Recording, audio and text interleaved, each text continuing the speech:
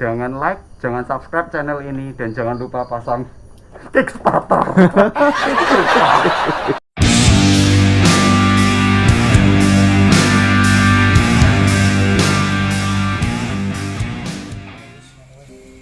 Ya, buat kalian yang baru belajar bengkel, ini cara pemasangan plat pressure yang baik dan benar by BMC Tech. Pertama kita buka dulu blok kanannya, dan blok kiri ya yang dibuka, nggak ada apa-apanya kecuali magnet sama spool. Kalau sampai nggak ada spoolnya nggak bisa nyala. Yo. Ini airnya bubuan aja biar nyenyak karena hujan. Kalau bongkar Vespa. Kayak bongkar Vespa, iya bener.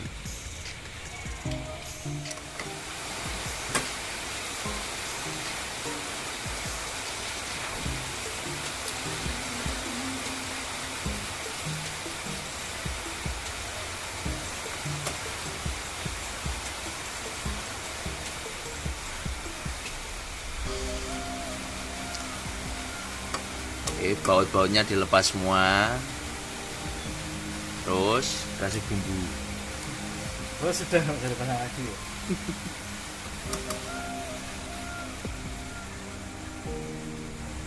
Kalau untuk melepasnya sembarang ya.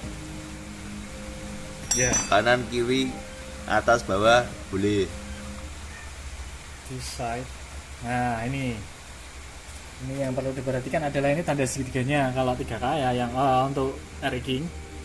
Ini ada tanda panah. Harus sesuai dengan anak panah. Kalau enggak, coba ini tak pasang ya. Cising anak panah. Ya. Nah, ini bisa rapat. Kalau enggak, ini coba tak geser satu mata aja, atau ini hanya bisa searah dengan satu arah aja, satu arah dengan ininya plat pressure yang di dalam nggak masuk loh. Oh iya. Yang bikin nggak masuk adalah ini giginya ini sama ini. Oh gitu. Nah, Oke. pas cuman ini di segitiga, ini dipanah, ini juga dipanah. Nah terus ini kan bekas buh digerindo, di amplas, di buah, di was buh. Memang kemarin sudah tak request karena kemarin kan saya beli habis ini plat pressure yang luar. Akhirnya dia beli sendiri, nggak tahu nemu di mana ini. Aku nyari nggak ada, adanya jual, banyak yang jual tapi yang nyari nggak ada. Oke. Nah, ini coba ini yang beli. Wah, iya. Lungsuran mau? Kalau yang terjadi apabila tadi nggak sesuai yang panah, terus dipaksa terus langsung dibaut aja, yang terjadi? Yang terjadi ya selip atau kampas kopling apa? Kayak dikopling. Oh, kayak dikopling. Jadi koplingnya netral terus. Oh gitu. Tarik. Iya. Jadi ini berputar terus. Nah ini berputar sendiri. Ini kan harus ikut semua. Nah ini jadinya kayak gini. Karena ini kan nggak masuk ke gigi-giginya ini. Oh iya, berarti yang muter atas sudah ya. Apa ini omai ya? Plat pressure dalam. Ini kita cari panahnya hilang. Ini coba ini ora sesuai. Ini kalau nggak sesuai coba lihat tuh. Nah muter terus tuh. Nah muter sendiri tuh. Oh iya. Ini tak tarik per, tak tekan pakai per tetap muter sendiri. Nah coba kalau kita sesuaikan dengan panah dan panah. Panah dan panah, ini panah. Ini panah ya. Iya. Ini panah. Oke. Ini masuk. Nah muter terus jadi itu. Iya siap. Yes. Terus untuk masangi baut, masangi per, itu kalau bisa silang. Untuk kekerasannya Pak? Kekerasannya yo, wah, ini keras sekali ya, apa-apa. Beda kunci momen, kunci torsi. Gitu. Ya nggak sampai, ya kira-kira wae lah. Jadi kira-kira gini. Ya kalau pakai kunci torsi ya jangan sampai, nggak sampai 7 Newton per buat. Kira-kira wes rapat wes. Ini mau coba banget. Ya nanti kita sambil lihat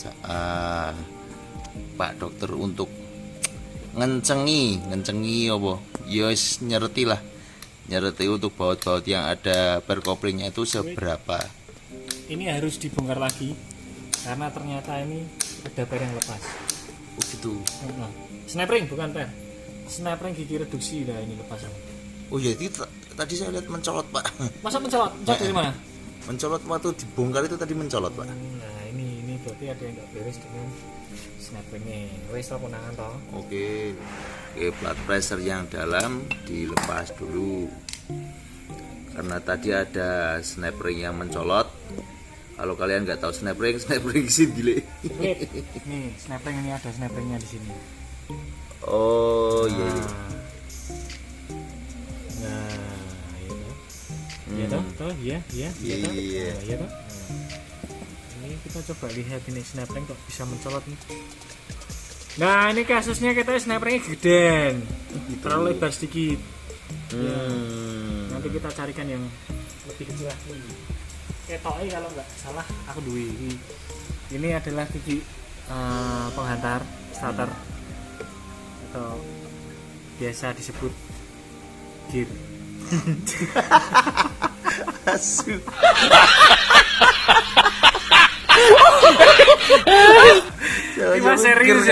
Tiba serius ya. Nah benda kok gear. Iya. Gitu ya. Oke. Jangan lupa ini kemarin saya buka gini Mas Jihad Fadilah. Ringnya ini tidak ada. Ini adalah pengganjal Hess kopling. Ring itu. Ring besar ini. Itu nggak ada. Nggak ada. Tahu ling di. Efeknya apa Pak? Efeknya. Coba ini tak pasang.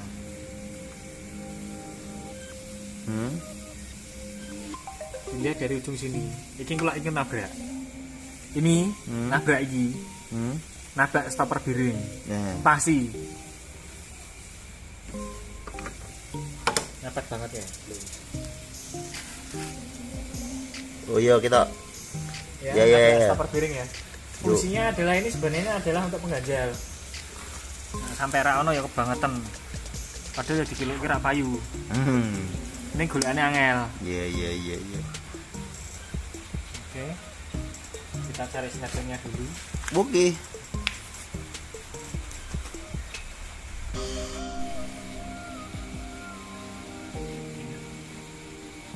Kita pasangkan karena nggak ada snap ring yang sesuai, kita cari snap ring yang rodok cilik-cilik ra apa-apa.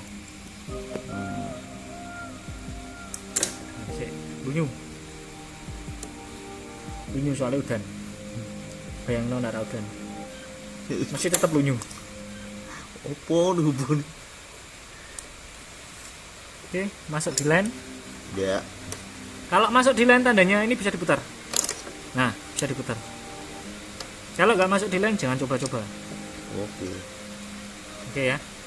Kalau nggak masuk di line cuma nganutok berarti bisa mencelat meneh. Oh, mencelat meneh. Nah, bisa muter. Yuk. Ini masuk di line. Kita coba ini kita tekan ya, pokoknya tekan ngono ya. Iya. Ini kemungkinan wis ra ucul. Alas ndak lepas. Biasanya campur Jawa ya. Kita cek aja. Sudah nekan benar belum? Oke, sudah. Sudah ya. Oke. Jadi kita apply pressure, kita pasang Hess kopling kita pasang lagi. Nah, itu pengganjalnya jangan lupa. Ini busing atau pin. Ini udah nggak keluar. Harusnya ada ringnya tapi nggak tahu singsal. Nggak tahu kesingsal atau giga, itu bahasa populernya ya toh. Oke. Kita pasang plat pressure. Sip. Hess kopling kok plat pressure terus. Jangan lupa ini ada ringnya. Nah, itu aja sampai hilang, aja dirosoki. Iya. Wah, sampai dirosoki susah. Ya ini benar-benar tutorial nih loh, tutorial lengkap cara masang bak kopling karena sak isi nih.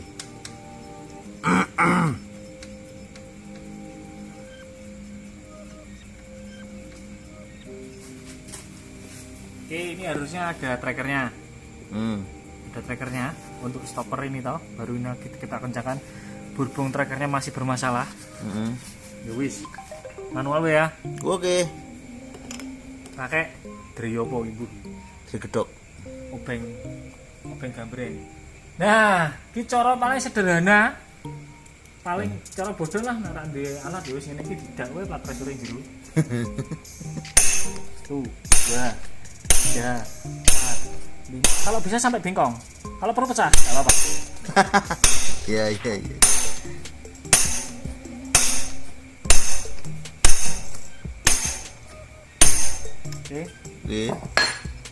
Sip. Nah, ini plat pressure yang bagus ini masih lurus. Ya. Ini baru juga. Alias brand new. Nah, ini biasanya ada apa ini gotri atau apa ini namanya? Pelor, opo Yo, gotri bunderan cenilan. Terus kampas kopling. Jangan lupa selalu dikasih oil. Ben Wis. Biar gak kering. Kenapa kalau kering? Kalau kering begitu ada gesekan langsung lacet. Enggak tahu. Cepet aus. Bukannya orang lunyu kan marek cepet lacet. Panas. Ora sih. Terus satu lagi tip dari Pak YouTuber katanya. Dari aneh, ya. Itu biasanya ranking itu kapasitas olinya di kanan sama di crankcase itu biasanya berbeda. Berbedanya gimana? Ya saya nggak tahu. Ye, tip apa Juan? Biasanya nih dari sini Pak.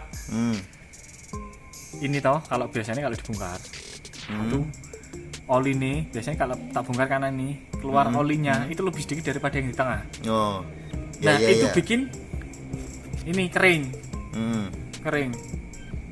Nah solusi biar gak kering, ininya tetap basah, tetap kena oli terus, adalah kita bikin lubang. Ada yang kita ngelubangin plat pressure dan sebagainya di sini dilubang. Kayaknya kalau saya nggak usah sih. Ada tip yang seperti itu, kalau saya enggak. Karena kita lubang, kalau di sini nggak ada olinya percuma. Oh gitu. Ya toh? Begitu ini ada putaran, masuklah ke lubang-lubang ini. Dia masuk ke crankcase. Dia mau keluar nggak bisa. Yo. Nah, caranya triknya adalah nih, coba lihat nih sini. Pak, Rene Pak. Gini lu kok gini. Maju lor ini cepet. Aduh. Sapi. Tuh. Ini kan ada baut tap oli. Di atasnya itu tuh tak kasih lubang.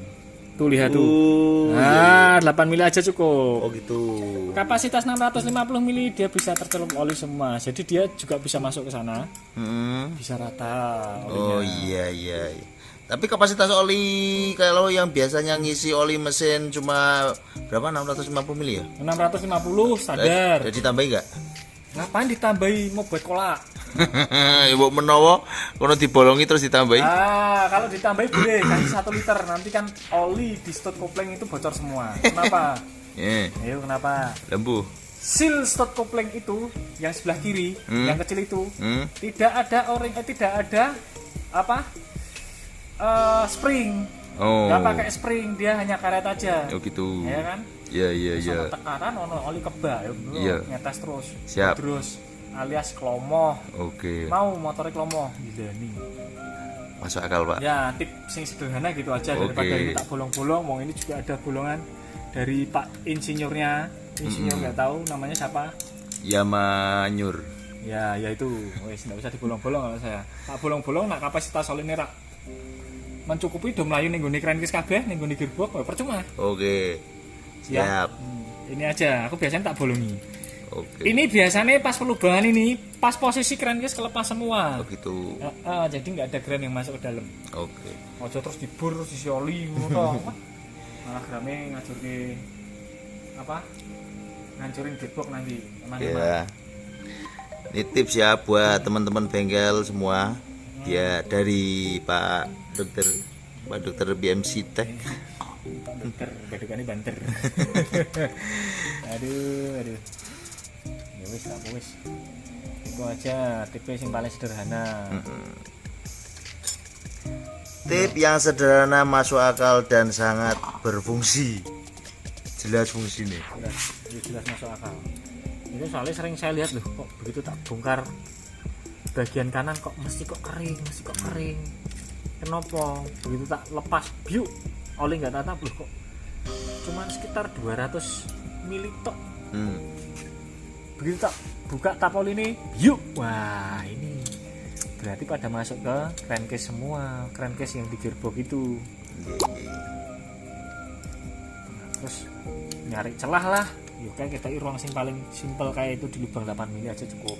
Siap. Nggak usah tanya-tanya untuk wargen. Oke. Langsung itu. Saya talenan bungkut terus kesel ya. Oh iya Len.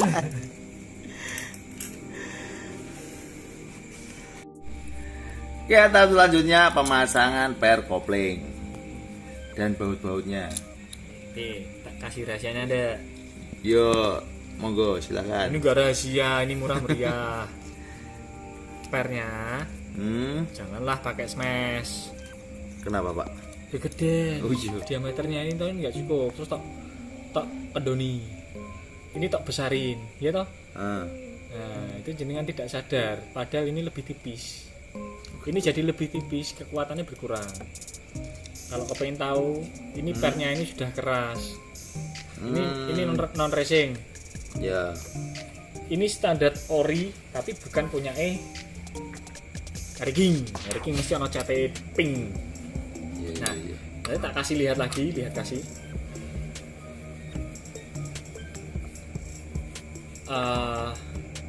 Kenapa kok eman-eman plat pressure ini kurang kaku menurut saya. Kenapa? Nanti kita lihat. Begitu ditekan, itu ada melengkungnya. Ini padahal bukan racing loh, pare loh. Ada melengkungnya. Di tengah ini yang kedorong adalah bagian ini tadi yang ada pin kayak payung tadi, ya kan? Itu buat menekan plat pressure biar bebas. Begitu. Gitu, kalau ditarik koplingnya. Nah, ketika kopling ditarik itu nekan ini keluar, itu yang terjadi. Ini nggak secara bersamaan keluar, nggak bersamaan keluar bareng, tapi ini nyembung dulu, melengkung dulu. Coba nanti kita lihat, tak tarik koplingnya bari ini. Iya. Kita tarik koplingnya rada atos jari ini loh.